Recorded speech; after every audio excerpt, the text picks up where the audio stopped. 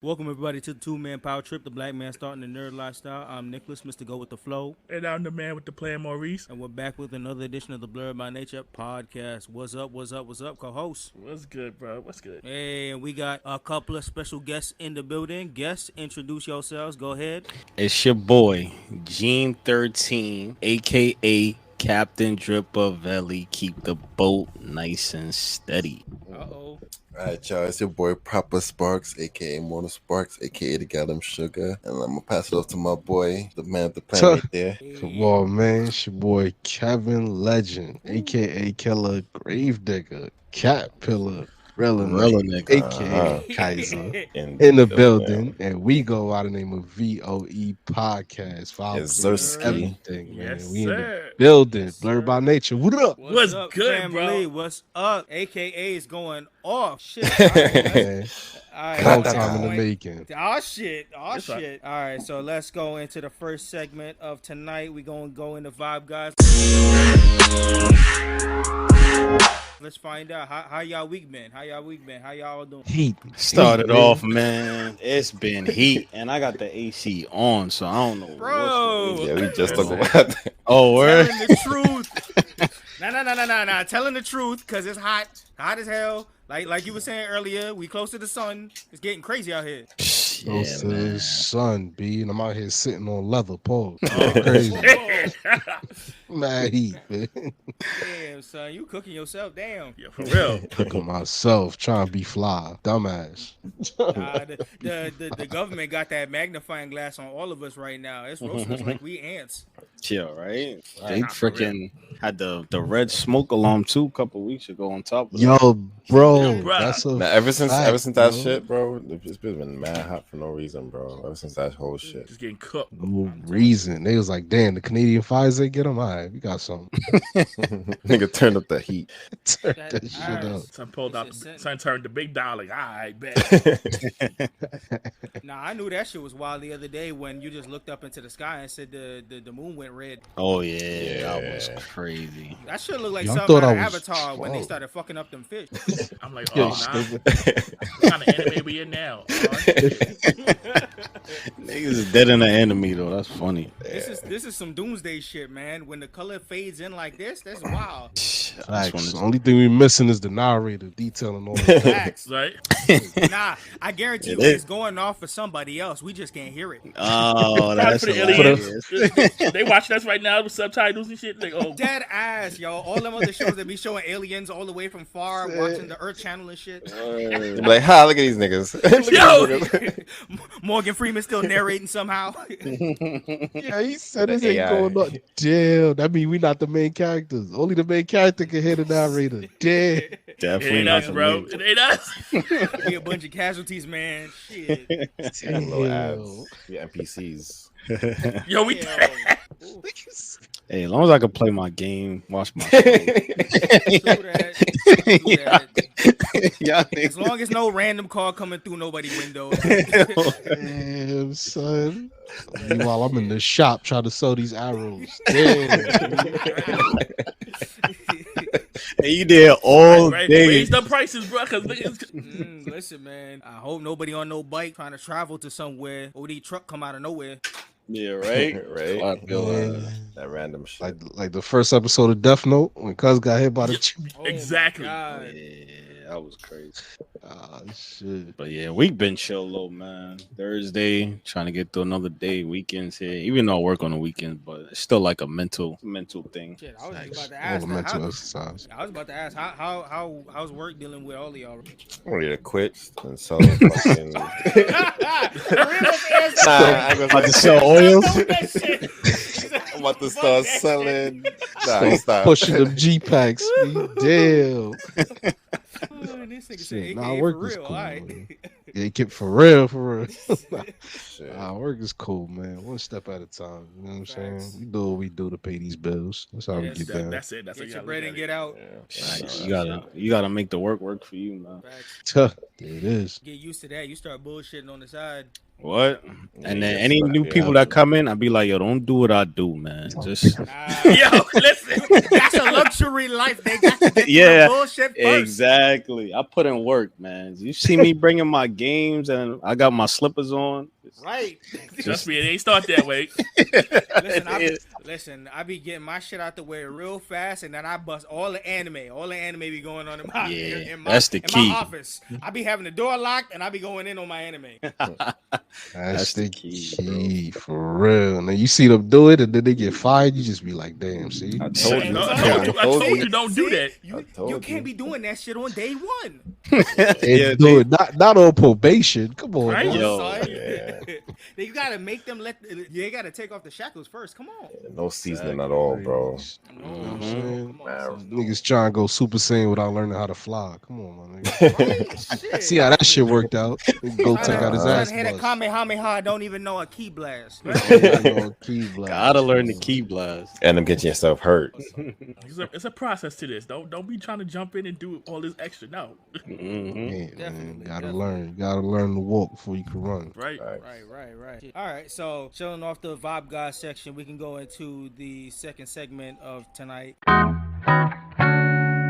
Got an off-the-cuff discussion. This is where I bring something to the table, and we all gonna see how we feel about this stuff. So, recently, I wanted to ask you all about your thoughts on the animation process and fan discourse online. So, I want to talk about like animation process is in like allowing the creators and the people time to cook, overwork deadlines, and worries about a result being not that great after like a long hiatus of them working. Like, so for an example, all the information that was coming out about across the Spider-Verse recently, how it was a controversy, how there was like 100 animators dropping off of that. There was overworked to about the last second, all working until we have the greatness that the movie was. But then we have situations like a show maybe like Invincible that told us that they have like 2 years in advance before you drop the next season, and then people feeling like they wait and you don't know if it's gonna come out as great as you think it's gonna be. So what's your thought on like letting the animation process work, letting it cook, like the discourse on if it comes out basura after a while of long wait? Like, what's y'all thoughts on the animation process? Yo, Man, listen. go ahead. Yeah, Listen. Let me tell you about these niggas online. That sounds like the niggas with the whips. Talk to him, bro. Get him, killer. Shut up. All of them. Shut up, man. It's all a part of the game. You dig? Now, first things first, all the creators should be allowed to cook. All right, let them do what they do. It's their craft. You know what I'm saying? You niggas is not they bosses. You don't pay their bills. Let them cook. You feel me? Now, if it come out fire or it come out ash, it's your right to go online and say, yo, that shit trash or that shit fire. You could say whatever. But niggas be taking it too far. Niggas be stuck. Like, I remember when the creator of Attack on Titan, did the last chapter or whatever, and everybody really started like threatening, cuz I'm like, yo, how you gonna threaten the man? Like, if you don't like it, you don't like it. New York. Yo, the saddest joint, my man was like, yeah, I'm hyped to come to New York, but please be nice to me. I'm like, damn. He said, don't. Yo, when nothing he that said day. that, I was like, nah. Wow. Bruh. Yo, I pictured him doing it in the Michael Jackson voice. Yo, like, please be kind to me. It's hurtful. I'm like, nigga was calling us ignorant, bro. Like the Imagine South before Park that, episodes. niggas was ready with a tomato. Oh, yo, somebody did. I ain't gonna lie. Tomato. It would be funny to see that though, low key. But That'll be the first I've ever seen that in person. nigga getting hit by that shit make a fart sound. Nigga, that's funny as hell. But at the same time, be like, damn, yo, where who? We walk around with Who tomatoes in does their some pocket. type of shit like that? But they wilding online, man. Everybody relax. You had a right to say if it's trash or it's fire, but calm down. Now, as far as the animation game is concerned, man, I mean, it's a long history of niggas being overworked and underpaid. It's a part of the game. If you sign up for it, I mean, guaranteed. Listen, it's that you got two choices. It's either you get with the program or you take a look at yourself and make a change, like Michael Jackson told you. That's it. You know what I'm saying? I'm not one to pity nobody. You feel what I'm saying? There's somebody out there as bad as you doing. There's somebody out there doing worse than you. So I ain't got no pity for nobody, man. So it's Yeah. all up to you at the end of the day, you dig? And then at the same time, to even agree with you, there's other animators at the same time that's looking for this opportunity. If you're not hungry enough, I mean, they might just swap you. And a lot of times, I think what people get confused is that a lot of animation should just be top quality all the time. Like, nah, that's not really how the game works. As long as your shit fire, your animation quality ain't gotta be. I mean, we seen it mad times. Like Steven Universe, they got the best animation, but the story was fire as hell. Exactly. So a lot of people was banging with it. If we talk video games, look at Among Us. Y'all gonna say the graphics was fire? No, this shit was fun though. Like, you know what I'm saying? There's a lot of games that prove that. There's a lot of animation that prove that. Nobody care about none of that. As long as it's fire. Ranking the Kings. Cook up some heat. Exactly. It is. Ranking the Kings. Animation look crazy, but the story crazy. So it's like, that's nobody care about none of that shit. I think too with the animation, it's like you gotta either pick what side you're on, because they said that the animators for the Spider-Verse movie said they was overworked and they went through some crazy conditions and hours and a lot of doing stuff over, but it came out beautiful. So it's like you want a good product for us, and then on the other hand, I read an article the other day that said like the reason why the CGI and stuff is bad in some of these Marvel movies is because they have to do everything on a time schedule. So it doesn't matter like when or how they get it done. They have to get it done by a certain time. So sometimes the shit will come out trash. They just gotta release it because they're on the time. So that's why certain movies, I forgot it was a recent movie where the CGI was just so bad. I'm like, yo, is this Marvel? What happened? But I think it was Love and Thunder. It was recent, like probably like past year. I know people was eating that shit up, so probably throw a love. Yeah, I want to hear from the animators of that Flash movie. They've been kind of quiet. What's up? Yo, that was actually, it was Flash. Yo, bro, it was Flash. It was Flash. Yes, it was Flash. 200 mil on that. 200 mil. Yeah, the CGI was horrible. CGI was disgusting. Yeah, they said it was gross. That shit was nasty. I mean, I heard the movie was good though. Yeah. Word? Yeah, I heard people saying that movie was good. Yeah, I heard that. I heard the ratings was terrible and the amount of money they made. I want my money back. Nothing. That movie was alright. We saw it. That movie was alright. Oh, y'all saw it? Yeah, we saw it. Want my money back. That CGI was ugly as hell. But overall, it was alright at max. He said the show had better CGI in that. Yeah, oh hell yeah! What? It definitely did. The Flash show on CW definitely had better stuff. That's a fact. They should have used Cuz from that. Yeah. No. That's a whole other conversation because they said they had scenes with him. They filmed scenes with him. They just cut him out. That's crazy. Yo, yes. You see I ain't even gonna violate. No man. The disrespect has been loud for a long time. Niggas had the audacity to be like, nobody can play the Flash but Ezra Miller in live action. I was like, nigga. That's absurd. Because even when we saw Homeboy in that Batman versus Superman movie, it's like mad weird seeing him. It's like you so used to Barry Allen from the CW joint. Yeah. You see this nigga, it's like, what the hell? Who's this nigga? He did do an alright job, but I don't see why they were so thirsty for him at the same time. I'm gonna tell you why he. Never mind. I want to know who he got dirt on the movie. That's why. Oh yeah, they couldn't really. Oh okay, yeah, he already had it done. I guess. Nah, man. Could have did something. They had it done, but this then you watch the movie and it don't look like it's done. So where's the lie? And that's what I kept seeing. I kept seeing people saying, "Yo, this joint look like a batch of unfinished clips." They just put this together. I swear to God, y'all watch the CGI. It's TikTok compilation. Rancid. I wish TikTok looked way better. I just want to know. I want to know what the code is, the cheat code that he got. Cause wasn't he wilding and being accused of bad shit? Bro, he was a war criminal. He had somebody in the executive on blackmail. He was a war criminal, and then he had the audacity to release a statement talking about it's all the industry's fault that got me caught up. Nah, bro, you did. Nah, bro, we seen you on camera, bro. Yes, choking ladies on shit. Yeah. I want to know who he got dirt on. That's what I've been asking every time we bring this up. Like, who he got dirt on? He got somebody. He got somebody in the chokehold for real. We heard about children, somebody's pet, somebody's wife, somebody's husband, somebody in a lock. Somebody know his secret, like Undertaker. Somebody know his secret, bro. That's true, bro. I believe that. Somebody holding his arm. But you just gotta take the good with the bad, man. It's either you gonna get in there and get like work hard like how Jackson MJ dad did his sons, or you just gonna freaking come out with some quick microwave joint. So it's like, you mean like Promise Neverland season 2? Can we not talk about that, please? Can we not talk about that? Listen, man, I'm still upset about that. Can we not? Come on, can we not talk about that? Like that's like literally the prime example of this whole topic right now, You bro. mean unheard of? Oh no, trust me, that was the other side in my head that just kept coming up. I was like, all right, you can let niggas cook, or you can let niggas cook badly. They burn the food. I want my See food niggas to burn. taste like A1 day one, 5 stars. I want my shit tasting like rare. that's what I'm saying. No seasoning. You don't want the Come steak on, that you bro. need to pour the sauce all over, man. Exactly, bro. Listen, with Promise Neverland, they burned the food, flipped it over, and burned it again. And dropped on. Not even burn it. They didn't even cook it. They didn't even cook it, bro. The fire wasn't even on. Shit got no color. No flavor. Damn. That shit was a whole nother anime though. That was the thing. 100%. 100%. They should have called it something else. Oh man. Shit ran off.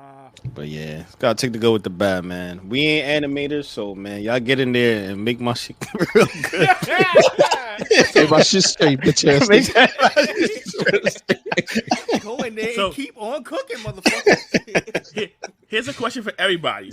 All right, go ahead. If y'all had the skills, would y'all go that route? No. Would y'all get into this animation game? Hell See all no. this shit? Oh nah. Hell no. Nah. If I even thought about it, I'm on some like Jay-Z shit. What he said, I'm raping Def Jam till I'm 100 million man. That's the I'll be on some shit like that, but nah, it ain't. It just in the long run, it don't seem like it's worth it, man. It just Nah, don't this is seem like definitely it's an worth industry that you don't get no thanks. Them putting your name on some credits at the bottom that nobody ever gonna see is wow. Yeah, That's I mean, a thankless job. it. Wow. just to have my name on the credits is like, I was part of this movie. Like just to be part of it. Like if I was an animator of like Attack on Titan, I'm like, yo, I did this scene. Like I did that. I did Yeah, that, you feel me? I Like, did I did- Oh that. no, You it's feel me? nice and it's a personal thing, but like on a grand scale of that, when people are cutting through the credits, they ain't really looking at none of that unless they know you personally. Yeah, I mean, I don't think people like us will look for that, but I think like people who are like animators and like movie critics and all that stuff. I think they look or if you try to make a movie or whatever, you look for like stuff like that to see like, especially if it's done properly or well. On a then personal and you keeping your portfolio together,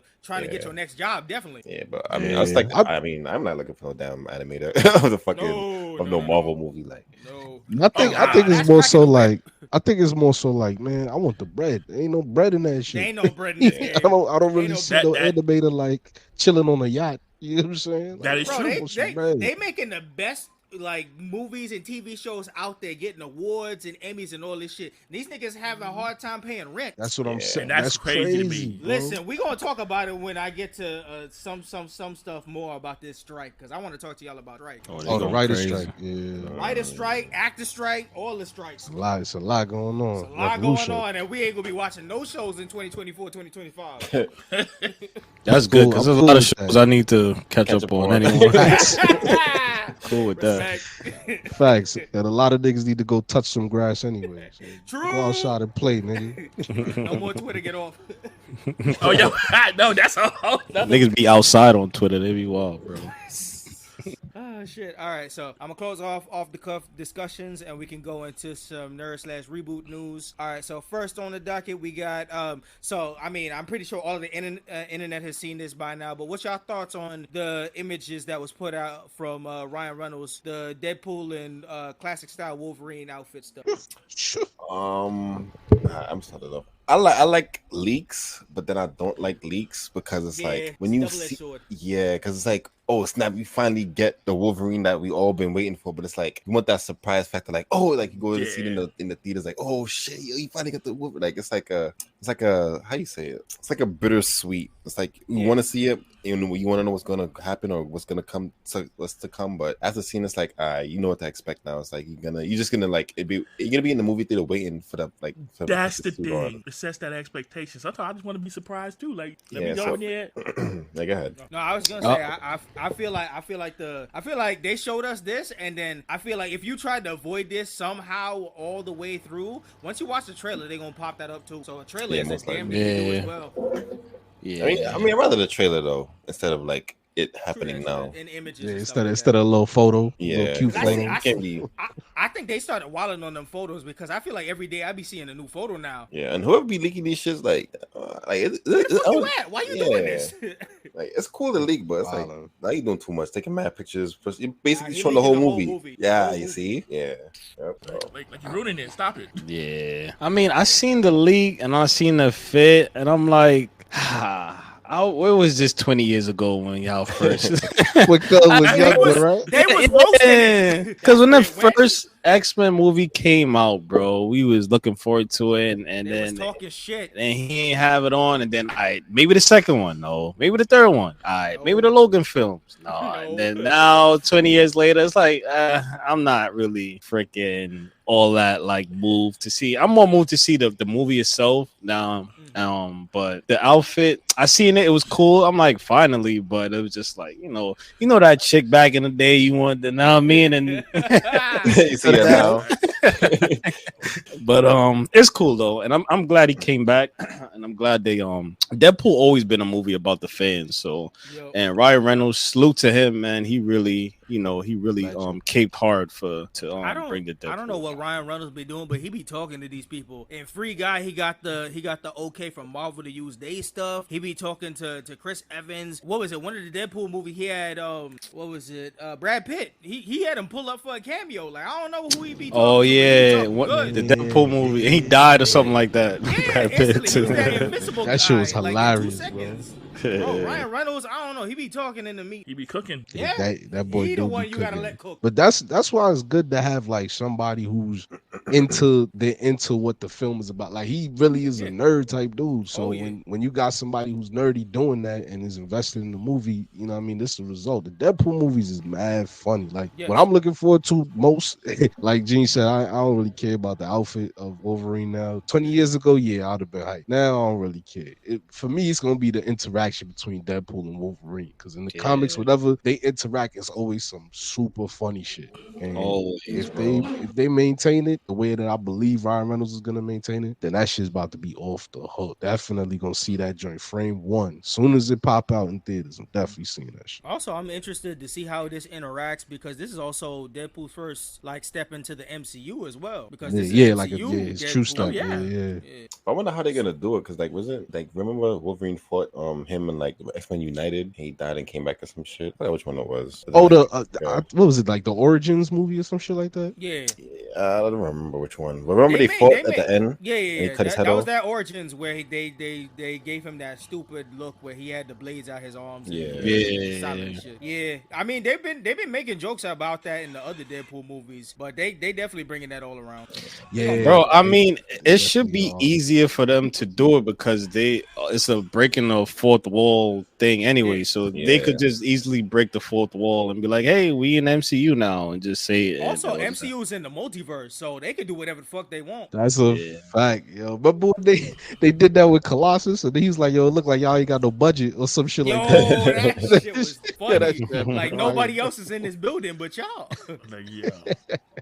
The slickest one they did though, that like I always thought it was the Scarlet Witch show when they changed the actor, but the way they did it was mad slick, bro. I can't remember the exact. With Quicksilver. Yeah. That was hard. The way they did it was mad slick. I was like, oh man, that was fire. But man, one thing Marvel is good for is tying shit in, man. That's a strong suit. They gonna lead this to another. So we'll see what they're working with that. All right, and that's a prime example coming back to what you were saying about earlier, letting them cook, because Marvel didn't care how long it took. And look at all the fire. Avengers, what was it? Endgame, like the best-selling movie of all time. War, Endgame, to cook. To have that back to back was scary. Leaving Infinity War, that movie, and everybody in that silent phase, and then waiting a year later to see what happened is crazy. That's literally letting them cook. Literally, and it's still everybody loved it. Even if you was on some like, but they ain't have Adam Warlock, they ain't had this, but the movie was still fire. So let them cook. Niggas know what they doing, man. Let them be. All right, so next on the news docket. All right, so how y'all feeling between Threads and Twitter? Threads and Twitter. Yeah, the new social media with Threads and then Twitter, and then all the mess that's going on with Twitter. I mean, I think I'm definitely interested in Threads. I think Threads is fire, but I ain't gonna lie, Twitter's just, I like the chaos. Elon Musk coming through and wilding. Must be. You refresh your page too much, much, you go see some ass and some titty. I like how chaotic Twitter is right now, man. But Threads is looking like the new wave. It's looking like they building a little community over there, and people, Facts. I seen a couple of posts that had me chuck laughing. I like what's going over there, but right now I'm definitely team Twitter. It's just so chaotic and crazy over there. I like all that. Like all that should be. It's never no peace, no justice, no peace over there. No justice. They supposed to be scrapping too, so hopefully they can do that. What the fuck is going on there? I have no idea, bro. It's all a marketing. That boy Zuckerberg. Definitely, yo. That boy I just see looking them in healthy. the ring throwing money at each other. He said they about to go at it at the next Illuminati meeting. Right on the table. They're gonna fight on the table. It sounds like I've been wanting to hit you for 15 years, bro. Let's go. Slap But I think a nigga with $1 million. a bill. I think let's see, man. It's still early. They working it out. If they don't get that adult content out though, it's really not gonna be a good alternative because it's like what's the sense? It's like it's still missing something. You know what I mean? If they put exactly everything that Twitter has and make it and improve upon it, then they'll have a chance to succeed. Because y'all done linked the Instagram with it, so it's just easier to freaking go back and forth. So if they could do it and make it worthwhile and improving on what Twitter already has, then they got a shot. If not, if it's gonna be like some kid-friendly, mature, or not for mature audiences, then nah. Yeah, cause I know a few people that have like X-rated content. It's like I think they're scared to post because they don't want to get banned from it already. I seen somebody after like the first day, they was trying to post something like trying to test the field, and then instantly they got banned. So I don't know. Yeah, so it's like Lamb says, like it's not 18 plus yet. So it's like once you reach that threshold and break it and allow people to actually post what they want to post, then I don't think it's a Twitter killer. I think it's just like just another. Yeah, there we go. What y'all think what could take down Twitter at this point? Nothing. If what's that shit? Tumblr. I think if Tumblr came back with they joined? Tumblr was the original. Tumblr was a wave. Tumblr wave. too. For a nigga in college, Tumblr was a wave. Tumblr was that real. Definitely heat. BBW. My fault. Nah, but Tumblr was definitely that wave until they took away all that content. Yeah, then it's like couldn't really. It's like, what do you have Tumblr for now? Tumblr was definitely my first place when I went on it and I saw like probably 2 minutes of an anime or a GIF of an anime. I had to watch the rest of the series of that shit. Oh, they did have that. I remember that. Mm-hmm. I would always be reblogging. Yo, what this? Who got the title? What's going on? What is this? Yeah. Damn, Tumblr really was that shit. That's crazy. That just took me back. Right? It really was, man. But honestly, I don't think it could really take over like per se, because everybody on Twitter or on their respective platforms have their following there. Nobody wants to start over and try to build a new page. I mean, you can't. It's easy for somebody that's like already like popular or whatever like that to go be like, hey, go follow me on this platform, and they'll get thousands of followers easily. But like for like the main people that don't have that luxury, they don't want to start over from what they building to go somewhere else, and it just convolutes to a whole bunch of social media apps, and you bouncing from TikTok to Threads to Twitter, but yeah. So for the common people, I think they're still going to use it. For the celebrities and people with a following, they could easily just freaking just amass some amount of followers and promote their stuff and do what they do. That was definitely one of the things I give Threads credit for, with the integration from, if you got a following on Instagram, you take all that shit and flip it over. That was fire, yeah. Yeah, and then you just get a notification of like how many people follow you, and you blowing up your phone in like one go. That shit was interesting. That's a good point though that you brought up, Gene, because definitely the celebrity aspect of it was what kind of drew me to Twitter. Because I remember during that had to be like 09, 2010, some shit like that. That was when like Fabulous was just roasting everybody on Twitter. I don't know why he was doing it, but yo, that was his bag. Was wilding at one point. He was cooking everybody. The shit was mad funny. That's what originally got me back on Twitter for real. And then after that, I discovered Titty Tuesdays. I was like, wait a minute, what's that shit? And it was really that's what got me on Twitter. I ain't gonna lie. Hey, keep it stacked. I was like, word? Like for free? What? I gotta Google it. Shit. Give you a follow. You a follow. You get a follow. Like, oh, you bring it to me, Click? Okay. Shit. All right, so next on the docket. So I wanted to talk to y'all. I was saying this earlier about the actor strike, CEOs wilding, writer strike, all in general. What's your thoughts on all the striking going on right now? These niggas, they money, man. Like, if you pay me, Deadass. if you pay me, if I'm not Yo, getting what man, I want, Right? Niggas thing can't. with Niggas these- is acting like it's not a multi-billion-dollar industry. Like That's you what niggas I'm is making saying. billions. Fucking Niggas what? bread, B. Bob A little bit Iger, of- that got millions, little bit of and health billions insurance on the side, Disney, B. talking Damn. about. I'm just gonna wait until they go broke. You know, picketing the line and all this shit. Like, what you wilding about? You got all this money. I can't spread the wealth to nobody. Niggas Redistribute the can't pay funds. rent. Can't pay rent, though. They And it's asking so for like funny. 3%. And it's really so funny because if every single writer, every single actor goes on strike, all these companies is fucked. That's They're what I'm all saying. literally fucked.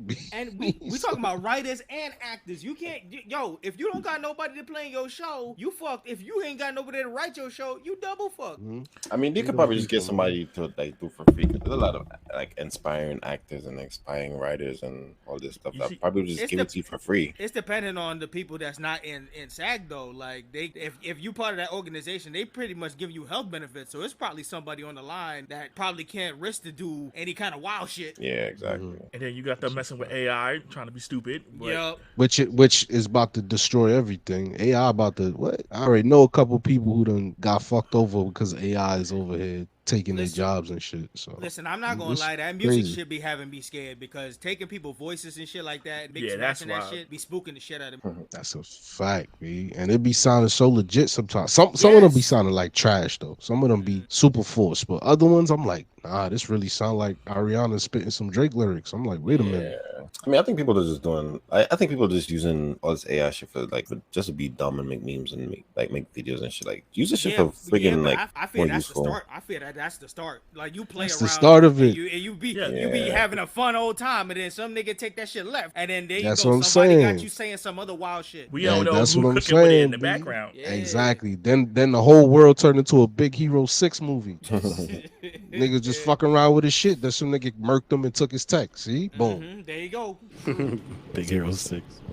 Crazy out here. Yeah, I think they it's like, man, with all these strikes and protests and stuff like that, it's like, do we really see like a change? I feel like it's just like something for the moment. It's like, I think these writers, they need a backing from somebody huge. Pause. Like they need somebody like a corporation of like Disney size to be like, all right, we got y'all back. Cause it's usually like he was spitting though. He was like, yo, eventually, bro, y'all going, we good over here. It's like we got other companies, other stuff that we do. We ain't gotta make movies. We got land, we got a whole bunch of stuff that we invested in. So, or like you said too, they could find somebody else that's willing to step in. That's like, listen, man, I'm gonna go work. I'm gonna do this. This is my dream. I've been writing. Let me listen. I'll write it for the low, whatever. Or they may even hook them up even more, saying like, oh, you know what, you came through and nobody else did. So it's just like they need a larger backing, you know, or they need to like start, at least if they have a larger backing, then they could get funded like and do like privately own stuff or like independent work or something like that. If not, y'all just gonna be sitting at home, man. Yeah, no, I hear the double-edged sword of that. And yeah, it's a risk. I mean, look how long the writer's strike been going on for now, and you got to be thinking, you know, how these people, you know, getting paid, how they paying their rent and shit like that. Like when you striking, I don't know if anybody's sliding you anything off the side, because I mean, you striking about to get a better wage, but like how long can you go before, you know, rent be calling every month and bills need to be paid. So yeah, That's true, because them bills ain't waiting. nope. Bills ain't waiting for no Not picket line. Waiting. Them And niggas can't wait to kick you out during wintertime. Shit. They can't wait till it's cold to Listen. kick you out. What? Exactly. And like common workers like that's like the masses, like writers and us everyday working people, we definitely are the backbone of the country or the world, and we keep everything running, because without us y'all can't really do anything without the labor. But it's just Shit, look at that the pandemic. exactly, you know. So we do have the power, we just need that backing to, you know, combat it too, and everybody on the same page and have a alternative where we could, you know. Yeah, So, yeah, I agree on that. The only down part is these companies are sticking together. That's why we can't get a backing of anything, because they decide on their own that they rather wait it out. yeah, they could, man. They actually have the means to bread. do so. Niggas got the bread. I mean, that's why they the niggas on the yacht. Exactly. They the ones on the yacht, not the animators. Think about it. If everybody that worked for Jeff Bezos was to go on strike, like literally every Amazon worker, that nigga's still good. Like he done got bills already. Like that nigga never running out of money. You don't need Amazon no more after that. So it's like, Nigga, like I've been working on the AI to do your job anyway. Yo, right? He's like, bring out the robots. Word. They got the niggas waiting. I ain't get up in 3 years, bro. That's a robot. And the thing with these companies, go ahead, big bro. No, I was just gonna say the sad part is like we done seen this strike shit happen constantly. Remember when the MTA workers was doing like the bus strike way back? Came right back. Nigga, they said, all right, here, shut up now, come back and make my shit straight, bitch ass nigga. It's gonna happen again. So. And the thing with go these in the back and cook my burger. well done. With pickles, bitch.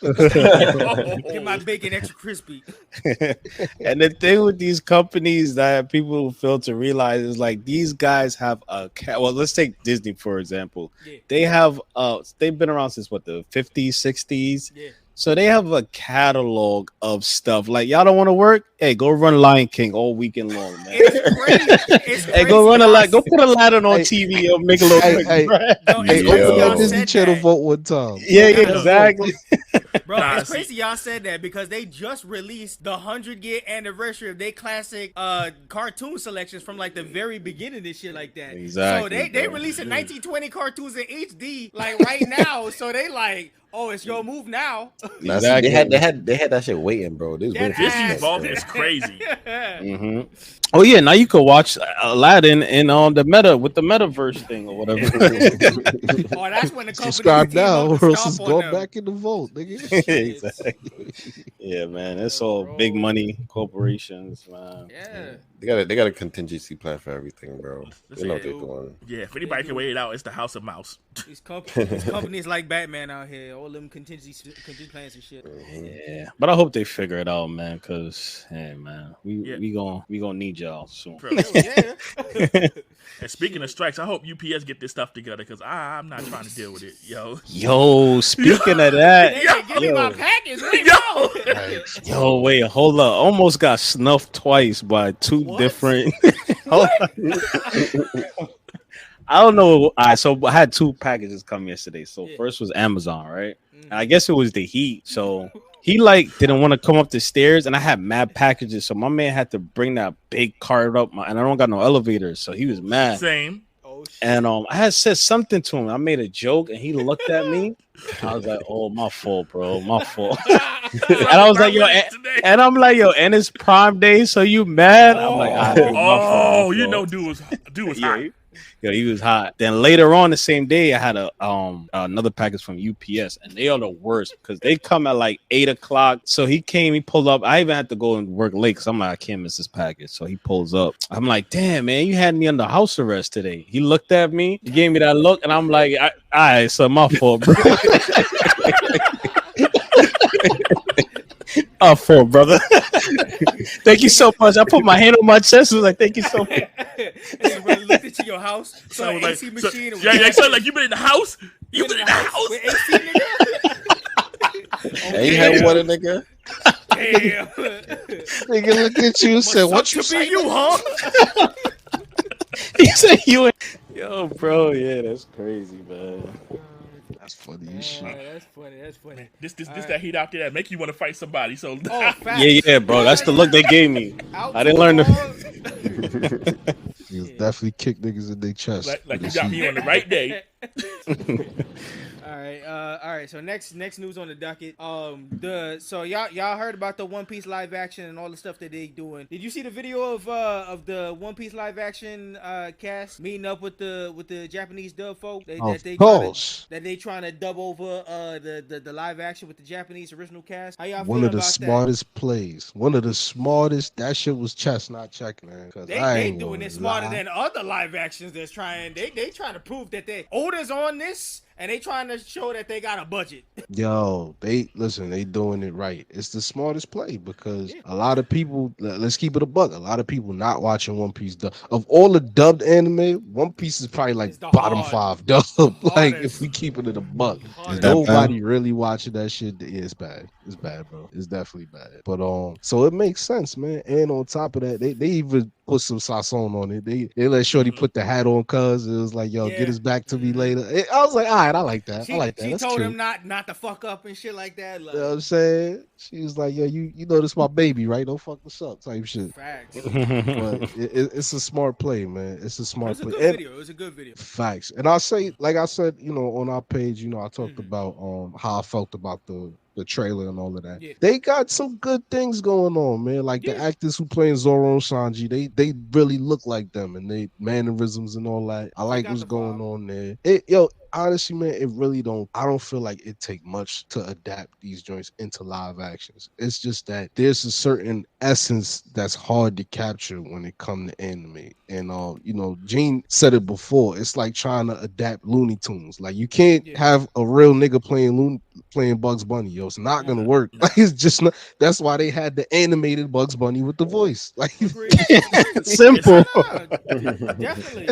And I think the flavoring that all of this needs is the actual creator there. And the mere fact that Oda been hands on talking about I don't want this shit out until y'all make me happy is the way to go. It's the way to go, man. So for stuff like this, you gotta know the source material. Ain't nobody gonna know it better than Oda. It gives them a fighting chance. Gotta know it. Because if you do it good the first time, I was just gonna say on top of that, like I feel as though Hollywood tends to overthink certain things or overdo it in certain aspects when they don't need to. Like for example, Cowboy Bebop. Yo, it's simple though. Like that should have been the best live action anime adaptation. Period. Because it's literally like a movie. It's literally like a real live action movie. But then they said, let's cast the nigga from Harold and Kumar and Spike. I'm like, what? I'm like, why? Like no shots to him, but dog, you're not the picture. Yeah, that was a questionable choice. Like I don't really nigga Snoop Dogg would have been cooler than him in that role, bro. Like, why didn't you just choose somebody who's actually cool? No shots to you, John Cho. I got love. That and the action scenes was looking fun. Looking crazy, bro. I don't know, man. They just be doing too much. But yeah. That's why shit like Rurouni Kenshin's movies was working because it took from source material that wasn't too like out of the fantastical realm. You can keep close to the source. It was just like a samurai movie, pretty much. So it wasn't like literally that they had basically. Wasn't much to do. Just make sure them niggas could fight with the swords. That's it. Exactly. That was literally the problem with Cowboy Bebop again. Niggas couldn't fight. Couldn't scrap. Yeah, they couldn't. It was a little stiff. Pause. The camera cuts and the movements and shit like that. Niggas wasn't scrapping. It wasn't scrapping. Yeah, man. They just have a hard time translating, especially something whimsical and funny like One Piece. It's gonna look a little wacky. It's like the only way I could see certain stuff like that working if you made One Piece. You don't make it the same thing. You just take the premise of everything and make it like darker and realistic and like a little bit of seriousness, then it could work because the story itself is like a good like basic story and the powers and stuff is good. Like they did like Snow White and the Huntsman. They took a classic Disney fairy tale joint and made it into some dark thing and like retold the story. That way I could see it. Then you won't be held responsible for like all the funny little scenes that you got to put in on the show. So other than that, I mean, it is Oda, so he's hands on at least, and so pretty much what saved it for me. All right, so next on the bit we got.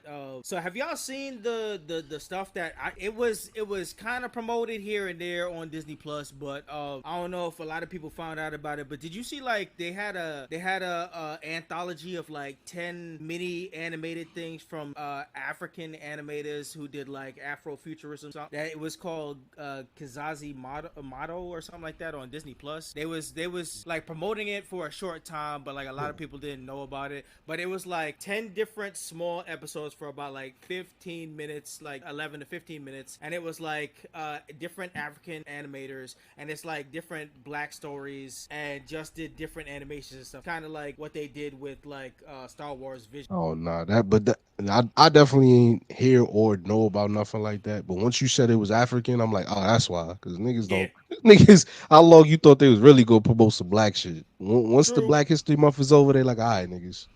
True, all right, get back to work. Especially the mere fact that it came out this month and shit like that. And I mean, if there was ever looking for something to die out or not get like a season 2 or like that, it was like word of mouth probably taught the people most to find out about it. But it's a good flex though. It's like they allowed like 10 different African animated stories to come out like in different animation style, and it's a good test runner and stuff like that. But it's like, who knows about this? That's going. Nah, I ain't hearing about it. Yeah, I didn't hear about this. So what they doing again? Just to sum it up real quick. It's like a small anthology of like different cartoons. So it's like 10 different episodes, about 15 minutes a pop, different animation for each style. Oh yeah, I did hear about under African animated. Oh yeah, I did hear about this. Yeah. It could work, but man, it's like, are they just making these Star Wars stories up? Like, I'm like confused in the Star Wars universe now. Well, it's like this one is not. This one kind of follows the model of what they were doing with the Star Wars stuff, but this one's like a separate thing. This one's just like 10 like random African stories. Maybe they're going into the lore of stories, ancient stories that one part or something like that. But it's kind of like that stuff. Hey, I'm all for it. It's like stories on spiritualism or spirits on different gods or like just different cultures. Ancient stories or stuff like that. Just anime. I'm a big fan of anthology, man. They should do more stuff like that. Like I used to love that, like Goosebumps and all them stuff that Tales of the Crypt or whatever like that. I loved all them shows, anthologies. Every episode is something different, like Black Mirror and stuff like that. So it could work.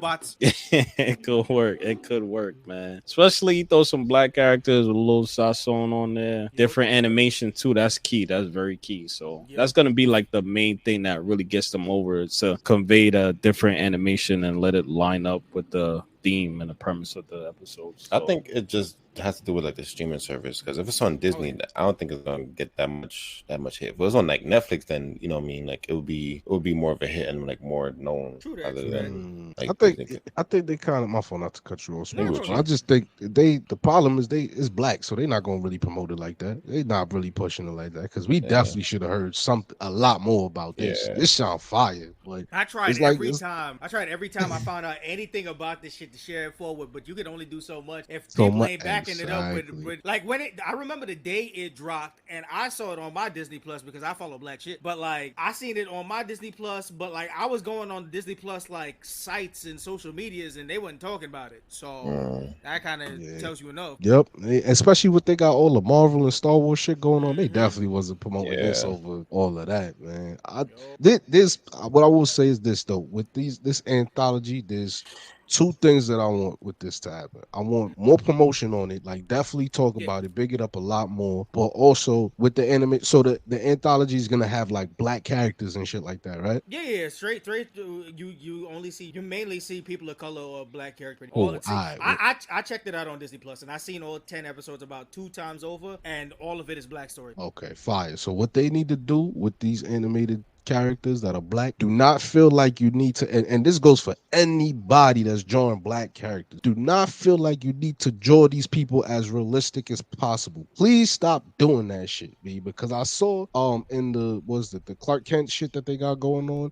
I saw that they animated the black characters where the palm looks lighter than the back of the head. Oh yeah. Which is a cute thing. But first of all, the way that they did this shit, the way that they did it, it just looked mad awkward. And I'm like, yo, why do all of these animation studios do this shit, bro? Like, we are not asking for realistic ass First of all, we watch anime. No Asian person looks like a Ichigo in real life. Niggas is not born with orange hair or bankais or none of this shit. No Asian person looks like an anime character. So why do y'all feel like when y'all drawing black people in the anime world, y'all gotta draw us realistic as fuck? No, just draw.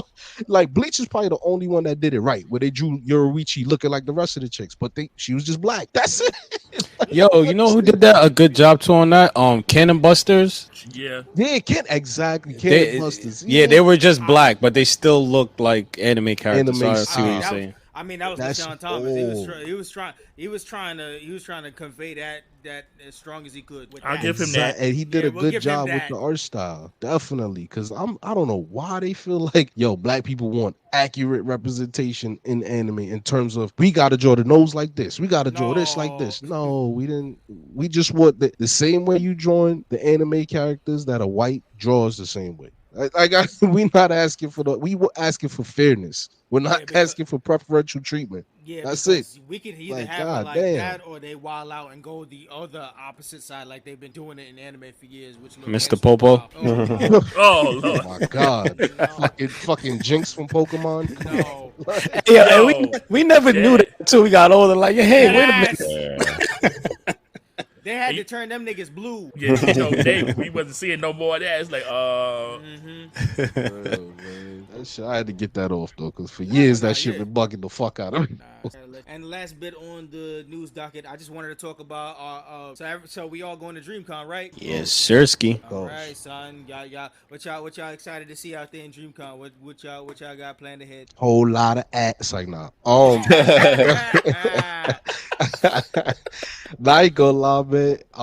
There's a lot of people that we follow on social media that I'm excited to see out there, and people that we know within the community. I'm excited to see us all out of state, outside, doing what we do, and just vibe. Because it's cool to see everybody in the city, and at the locals and all of that good shit. But when you outside and you familiar with certain people and how they vibe and how they get down, it's a different type of experience right there, man. It's a different type of vibe. So definitely looking forward to linking with everybody that we familiar with in the city out there, and looking forward to seeing a lot of these content creators that we follow, like Renee Goddess. She's fire, shout out to her. Her cosplay and her transitions is like the best, honestly. You know what I mean? Shout out to who else? Becca Supreme gonna be out there, Right.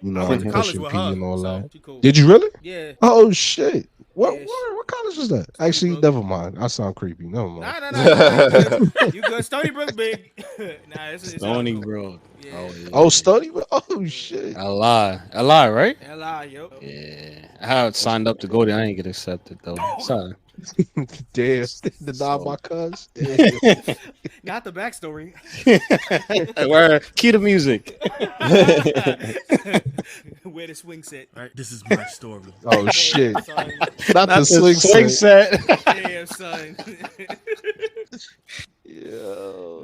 Son. But nah. DreamCon gonna be a movie. Yeah, man. We just can't wait. I can't wait. This shit gonna fire. Yeah, she gonna be on vibe. We all got to link out there and see all the people. That Oh, good stuff. definitely. All right, so away from all that nerd and reboot news and stuff like that, we can shift over to the main event.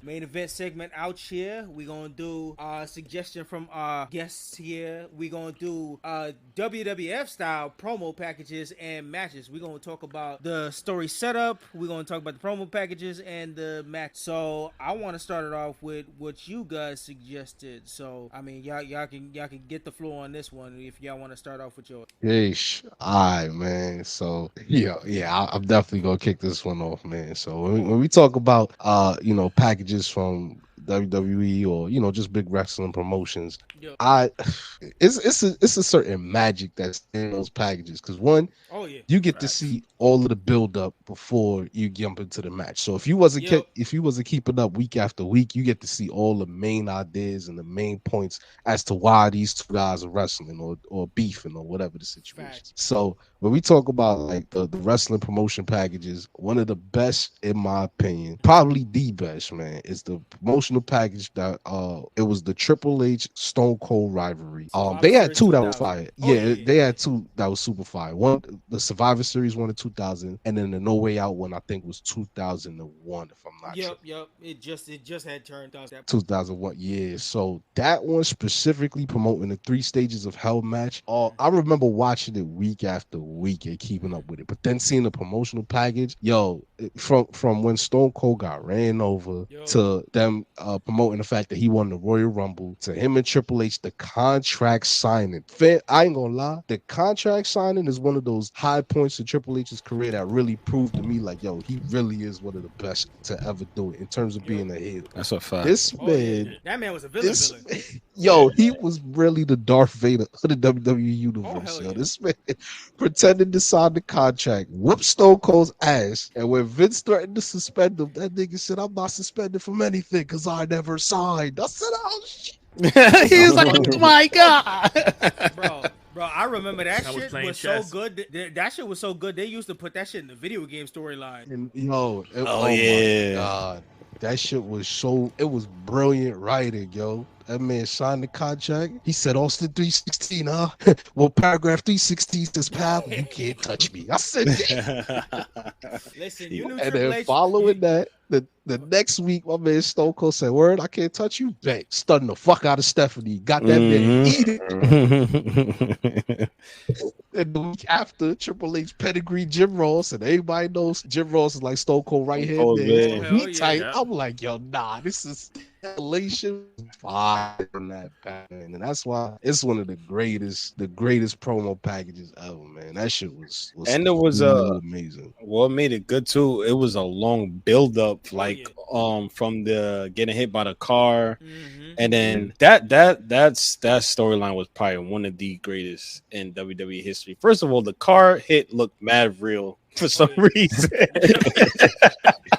The way Stone Cold was rolling, bro, on the roof of the car. Iconic shot. Then I think he had like blood coming from his ear or something like that. I'm like, all right, this joint look mad official. And then I guess I don't know if it was an injury angle, but he was gone for like months at a time. And then So the backstory to give y'all context off of that one is Stone Cold was injured at the time and he had to get like serious surgery. I think it was on his knee or something like that. Right. Okay. So they had to write him out because it was his neck. Well, yeah, probably like a combo of stuff because he'd been going hard for like them long. But nonetheless, they did the whole angle and he was going for like a solid year, and it made sense for them to wrap the story around Triple H because in the year Stone Cold was gone, Triple H was racking up shit. He was taking over the company because he had stolen Stephanie and married her. Then he had won the WWE Championship like a multiple amounts of times. Like he was definitely on the rise while Stone Cold was out. So it made perfect sense that this was his master plan. Yeah, but it was layers too, because see, the first layer Definitely is layers. Rikishi. So Rikishi's like, "Oh, I did it for The Rock. I did it for my people." So, but then it's a higher thing. It's like actually Triple H is the best. His accomplice. Exactly. So it's like that long-term storytelling that we see now with the bloodline.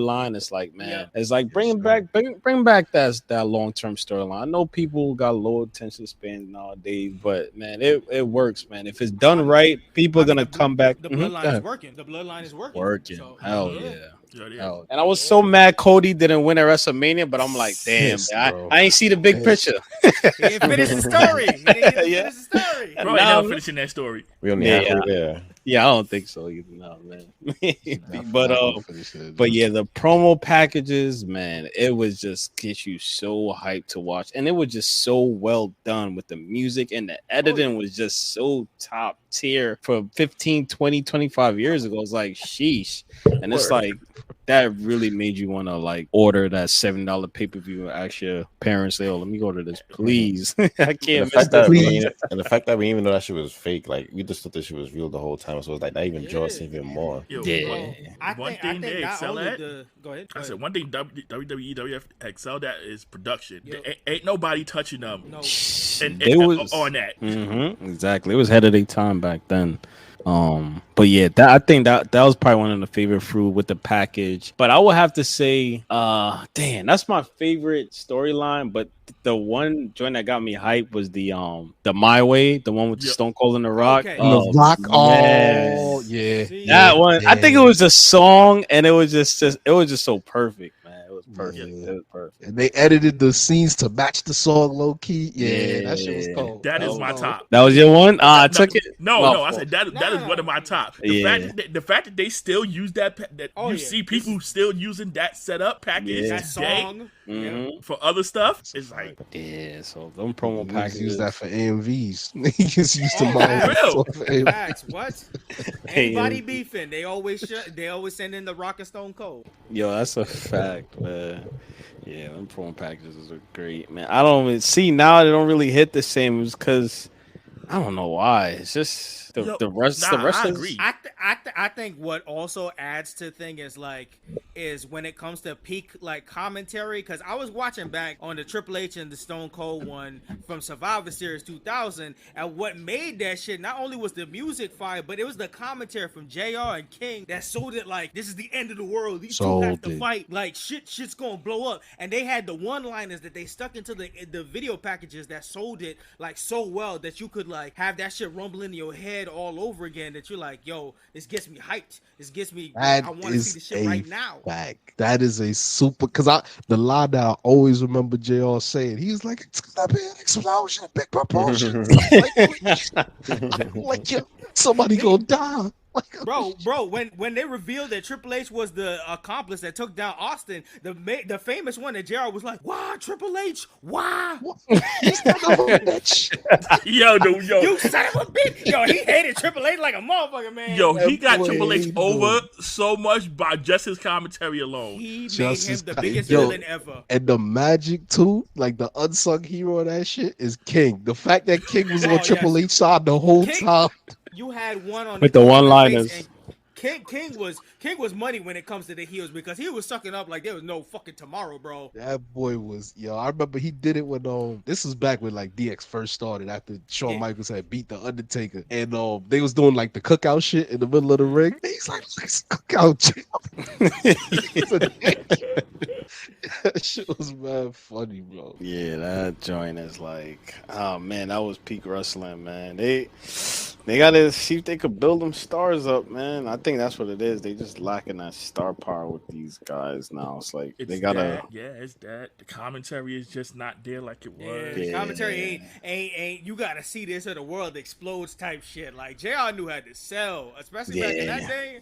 It's so true though. He did make it sound like it was the end of the world. Yeah, he's like, this is it, dog. Yeah, exactly. It's got to be war going on, and I think that steps right into the one that we chose. So the one that we chose is kind of like it builds off the back of what you guys was talking about with the Triple H and Stone Cold. The one that we picked was the Armageddon 2000, the 6-man Hell in a Cell that had like this was like a culmination of how big the WWF roster was. It's like it had The Undertaker, it had Kurt Angle, it had Rikishi, it had Stone Cold, it had The Rock, it had Triple H. Yeah. That's 6 big star names. That's the one that Rikishi took that bump, right? Yep. I forgot all about that shit, bro. First of all, it is. I'm pretty sure to this time it's one and only 6-man Hell in a Cell story, and it was such a big story. Like it pulled in every story that was going on.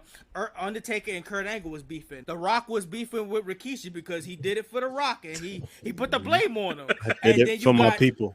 Exactly, and then you got Triple H and Stone Cold halfway about to kill each other. This was right off of the Survivor Series where Austin pulled the forklift and lifted Triple H's car in the air. Oh my God, Austin, don't!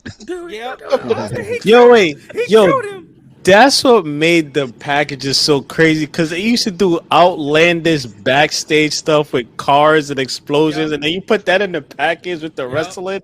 It was just nuts. Car accidents, who done it? Throwing people off the stage, lifting their cars with forklifts, gang attacks, gang assaults, trying to kill people with like freaking things that's falling from. It was like the street. It was like street brawl. Dead ass. That's what's funny. At the end of that match, Stone Cold lifted Triple H in a car with the bulge over. He's like, "Holy shit!" and he fell. And he's back on Raw in 2 weeks. Yo, son, the editing and the wildness of all that shit. And I mean that makes sense. If somebody ran your ass over, you came back again, you on their ass. I mean, so excited at that point. Definitely trying to kill them. Yeah, man. Yo, I forgot. Y'all just jogged my memory. OD.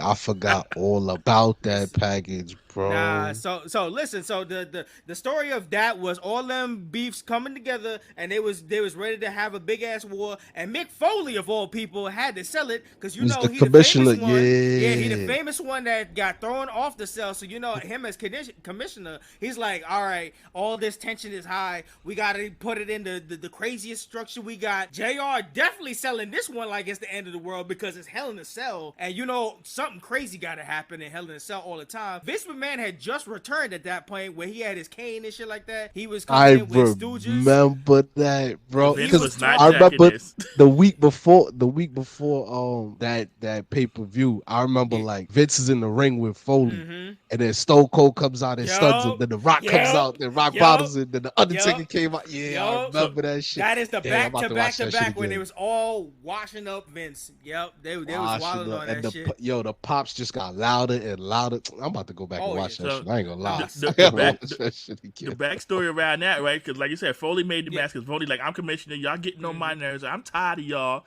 Listen, y'all gonna go in this cell. Y'all gonna fight it out, and that's gonna be the end of that. Vince came back, was like looking like Mr. Krabs, like, no, me money. Yeah, facts. So Vince was trying to convince everybody, nah, you ain't gotta do this match. He went to Austin, he went to Rock, and he went to Taker. Like, nah, y'all ain't gotta do it. Listen, you ain't gonna listen to Foley. You ain't gotta do this match because listen, this is a bad investment for me. Y'all gonna cost me money. I ain't jacking this. And then they came out and they was like, nah, we in, bro. So we just gonna stun you. We gonna choke slam you. We gonna rock bottom you.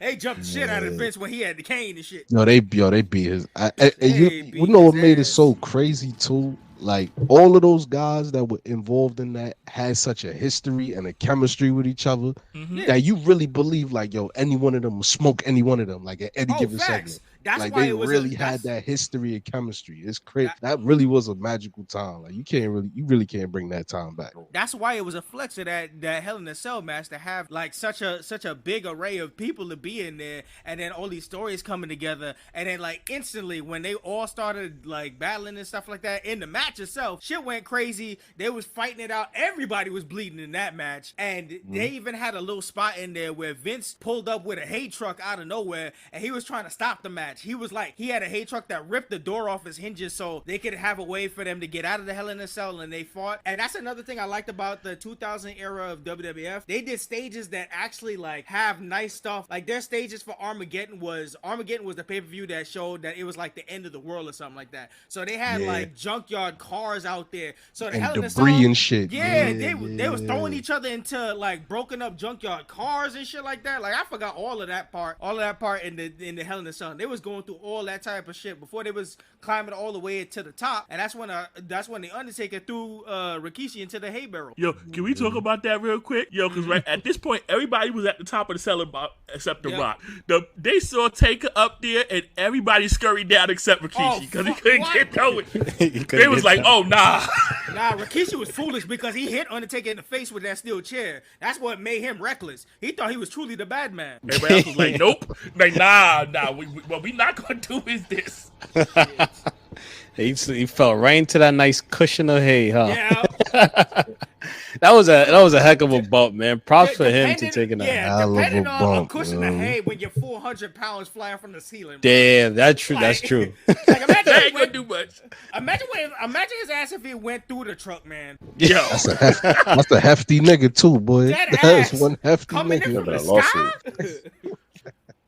I think that helped him on that part, cause son, bro. That cushion, but nah, it's between that and then out of all the names that you heard, especially around the time in the 2000s, the person that snuck and walked away with the victory was fucking Kurt Angle. Yeah, he did when Kurt Angle sneaked it. Yeah, like, and at that time I didn't. My fault. I was just gonna say, at that time I swear I was like, yo, why him? But then like I seen week after week how much of an asshole he was. I was like, nah, that makes sense. It grew over time, true. It's true. I'm like, what's wrong with this facts. Yo, he got good so fast too, man. Like, whoa. Oh yeah. He took to this like running water, man. Like Kurt Angle, that rookie year was crazy for Kurt Angle too. Yeah, Kurt's rise was crazy. Yeah. Damn, he freaking went to TNA, became Perk Angle. That boy was doing crazy stuff at TNA, bro. Yo, it's crazy. No bumps, just vibes.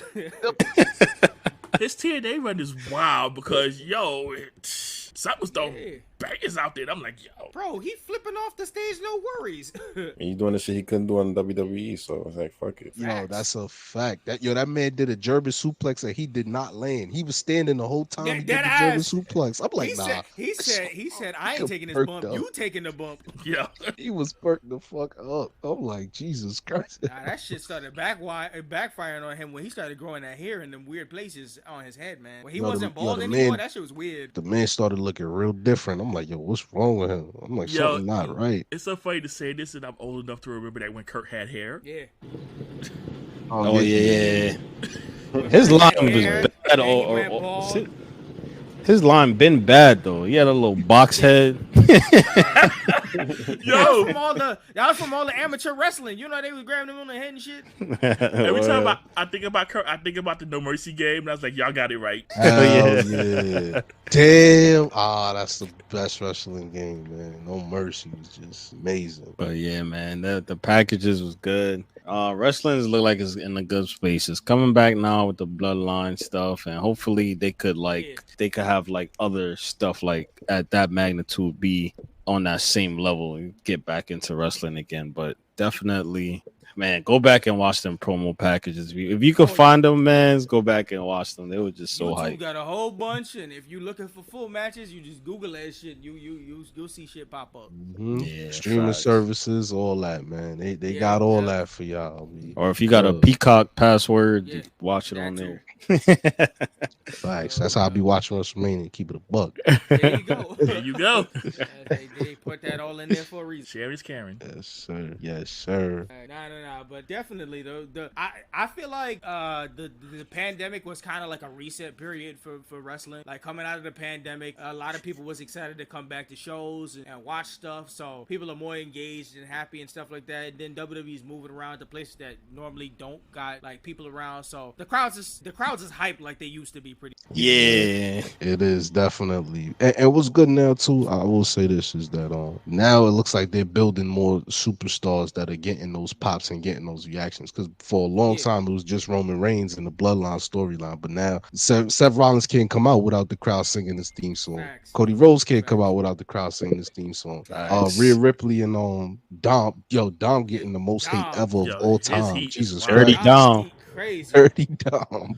Dirty Dom. Bro. Yeah, it's a beautiful time though. We getting the magic back. It's a beautiful time. Definitely tune in. If y'all not tuning into wrestling, man, tune in because it's magical things happening right now. Things that you ain't seen before is happening right now. It's popping, and I'm not gonna lie. Like some of the storylines that they are telling is definitely like more nuanced that I don't feel like you would be able to really tell in the 2000s because of certain things that I feel like you could point at and see a lot of things nowadays that could follow along. Yeah, it is. Yeah. It is easier to follow along too because WWE chopping every episode up on YouTube, so you can see all the highlights and shit real quick. Even that, or they putting like if it's a very long story, like that Bloodline thing that they keep uploading, that's like growing by hours and hours. Yeah, that shit like 3 hours now, bro. They literally cutting a movie now. Yeah, that shit like 3 hours. Niggas like whole Bloodline history, part 5. I'm like, god damn. I gotta check that out. That shit going. Yeah, that Bloodline story been crazy. It's a fact though. Nah, definitely. All right, anybody got any more video packages or wrestling stuff that you want to talk about before we close that out? Those are the two main ones, man. Yeah. A couple main ones. That there's a bunch too if you go back and check it out, but those the ones that really stuck out, man. Oh, definitely. Yeah. It was definitely a time like 2000s was like if you want to talk about Attitude Era at its like peak, like right before WrestleMania 17, like when we get into the My Way packages and shit like that. That was it. The second, this is the last one. The Undertaker Shawn Michaels second the rematch.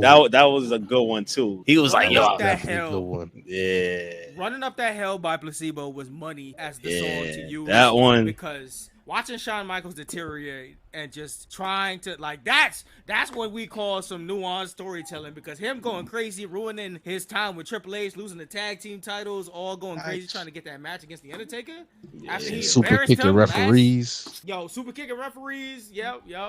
Breaking up DX. Crazy. Breaking up, and damn, I got one more too. I go like, Go ahead. Yo, it's a little bit before the Undertaker Shawn Michaels shit. Undertaker and Batista, the promo for the WrestleMania shit. Because I remember the song, if you want that. Yeah, I remember that song. The recent one or back in the days match? It was WrestleMania 23 in Detroit, I think. Yeah, where Undertaker had won the Royal Rumble. And he ain't choose who he wanted to fight or whatever. They was basically saying, since we not the main event because they gave it to John Cena and Shawn Michaels, they was gonna go wild to the match. So they showed them that big guys can move in that match, because they was going through tables, they was jumping off the top rope, he was spine busting. Like that was a good ass match. That one was like the spark plug that led off to like the wild shit that Undertaker and Batista was doing that whole year. Because they had the last man standing match at Backlash where Batista spine busted him off the stage and shit like that, and shit was blowing up. Yeah. I remember that shit. Damn. Listen, they was wilding. They rivalry was wilding, and it just led to a whole bunch of shit. Like that was a boom period for SmackDown as well. Yeah. I feel like SmackDown started really rising during that time. It's crazy. I said I got so many. Like if I off the top of my head, I could talk about Undertaker and Brock at Unforgiven 2000 with that whole package about Brock touching the stomach of Undertaker's wife, pregnant wife. Man. Brock was a wild boy back. Yo. I'm like, nah, it couldn't have been me, because I would have. Oh, he bust that man. Couldn't have been me. That's how you get somebody to scrap. It couldn't have been me. That's how you got it. Did y'all hear about that story? The guy from the Boondocks, his backstory for all that shit with the usher. I think he put it out on Twitter. He said that the guy who did the voice role for that said that the waiter who said it couldn't be me though, it actually happened to him. Oh yeah, the creator, one of the I think he was a writer, right? One of the writers. I think he was one of the writers. The usher shit. It was his ex-wife that was crossing the scene because of their R. Kelly episode that they did, and then Usher had come into the restaurant. She was acting real different and shit like that, so she was embarrassing him. And then Aaron McGruder looked at him and said, "We putting that shit in the show." So that's when he became the waiter for the voice actor scene. And he said it could be me though, but finding out the backstory that it was him is mad funny. It was him, that shit was everywhere. That's wild. I can't look at that meme the same. Yeah. Yo, I mentioned one more thing during that time. Yo, when I was looking at all these video packages, I realized that we never got Brock Lesnar versus Triple H until way later. Yeah. Like in 2002, they was supposed to, and it never happened. We didn't I think he get injured that time. Yeah, we didn't get that until like 2012 or something, when Triple H had no more hair. He was all executive. Brock was done with the WWE after like 2003 and 2004 pretty much. So like all them times they was like separated. Triple H was running Raw, Brock was running SmackDown. They never really like collided or had anything. They were supposed to, but then the Austin situation and all that caused a whole rift and a mess. That was such a missed opportunity, because that would have been good. Yeah, Austin leaving changed the company, obviously. Triple H not taking no L's. Not that time. For sure he wasn't taking no L's, man. Not that time. Boy had to win. Or if he took an L, then the W that he gonna take, he gonna fact. He cut out. Big bro.